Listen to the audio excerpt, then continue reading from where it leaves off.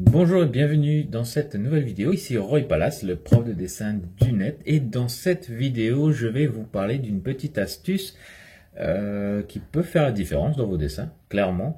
Ça concerne les modèles. Juste avant de vous en parler, je vous invite à vous inscrire à ma chaîne YouTube si jamais vous aimez les petites vidéos, les petites capsules avec des techniques toutes simples voilà, que je donne régulièrement chaque semaine. Donc n'hésitez pas à vous inscrire et puis à activer la petite cloche pour être notifié des nouvelles publications et puis voilà. Donc alors cette astuce c'est quoi? C'est simplement que la plupart des gens, moi le premier, hein, lorsque j'ai commencé à dessiner, c'est qu'on dessine, on prend une photo, hein, et puis on prend une feuille et puis on dessine la photo. Donc jusque-là, il n'y a rien d'anormal. Et c'est ce que la plupart des gens font. Et j'ai trouvé, mais je me suis rendu compte que il y a une chose qui est encore mieux que de copier une photo, c'est de copier un dessin d'une photo. C'est-à-dire que vous avez votre modèle, vous voulez le dessiner, mais si quelqu'un l'a dessiné avant vous, eh ben, vous dessinez d'après le dessin de cette personne. Alors pourquoi c'est intéressant cette technique? Pourquoi dessiner d'après un dessin? Parce que finalement, on se dit, si le dessin peut-être, voilà, il a des imperfections, nous on va les copier. Ce serait logique de dire ça. C'est vrai. Et puis c'est aussi un peu plus difficile, je pense, pour certains dessins.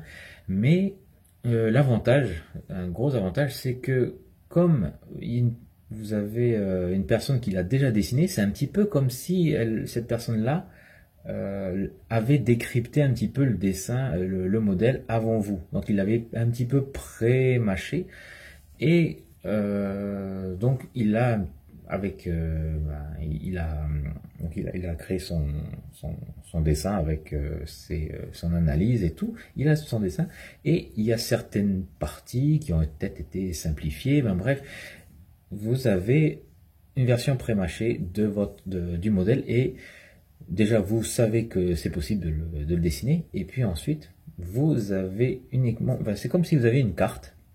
C'est l'analogie de la carte que je voulais plutôt vous sortir. C'est que c'est comme si vous aviez une carte de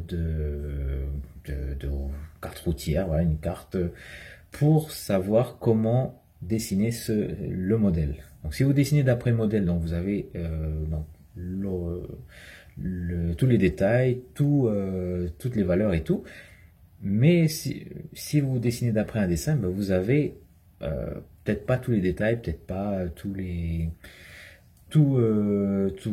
bien dessiné à la perfection, mais vous avez un guide, voilà, un guide d'une personne qui est déjà passé par toutes les difficultés que pourrait procurer ce modèle, donc qui les a déjoués. Donc, si vous dessinez d'après ce dessin qui est votre carte de route, eh bien, vous reproduisez finalement les techniques qui ont fonctionné pour dessiner ce modèle.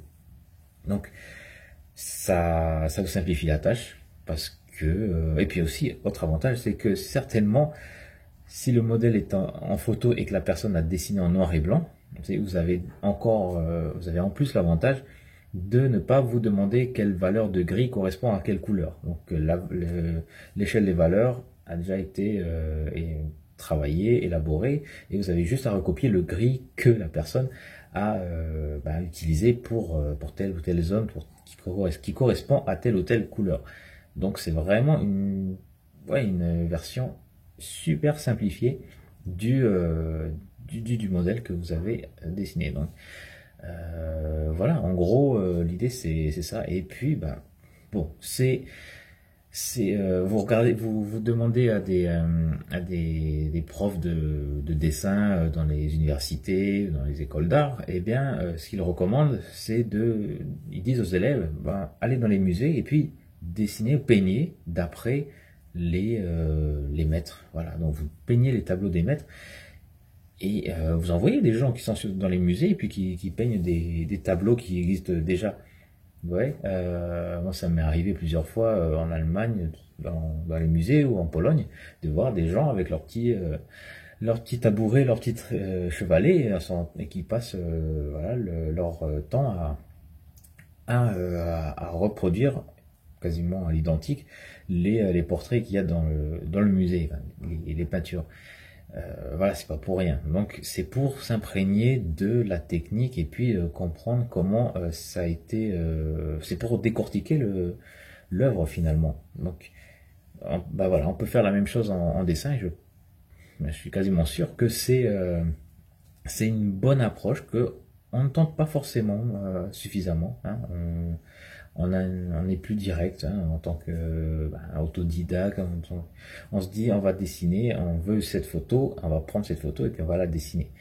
Et voilà. Mais quelquefois c'est plus facile de passer par une version un peu plus simplifiée, pardon, qui a été prémâchée. Si elle existe, si elle n'existe pas, et ben il y a une autre manière de rendre la photo plus digeste, plus proche d'un dessin, qui est en fait de passer par un logiciel de retouche photo. Vous mettez l'image en noir et blanc déjà, et puis vous jouez sur les contrastes pour faire apparaître certains détails, et ça permet déjà de se faciliter un petit peu le travail, parce que encore une fois, si vous passez d'une photo couleur à la photo en noir et blanc, et bien vous n'allez pas vous poser les questions de quelle valeur de gris je dois mettre à quel endroit. Simplement vous regardez la version noir et blanc que vous avez retouchée et vous dessinez les mêmes gris sur votre feuille. Voilà, et puis ça donne plus l'impression d'être devant un dessin. Donc ça, c'est si jamais vous n'avez pas de dessin de votre modèle, vous ne trouvez pas de personne qui l'a déjà dessiné. Voilà, en gros c'est ce que je voulais vous dire pour cette vidéo. Essayez, et puis dites-moi dans les commentaires si ça si ça marche pour vous, si vous trouvez ça plus simple, si ça enrichit votre analyse du modèle, si ça vous permet de progresser. Et puis, si jamais vous avez déjà testé cette technique, n'hésitez pas à me le dire dans les commentaires pour me dire ouais ça marche ou non ça marche pas ou ouais peut-être. Donc voilà pour cette vidéo. Merci de votre attention. Comme d'habitude, cliquez sur j'aime si vous avez aimé, puis si vous n'avez pas aimé, cliquez sur je n'aime pas. Et vous êtes libre de regarder dans la description les différents cours que je propose pour les débutants. Donc il y a le cours pour apprendre les bases en 3 heures, la condensée pour savoir toutes les techniques essentielles pour se lancer dans le dessin, plus une méthode pour développer son style sur la durée, la méthode 1, 2, 3, 5.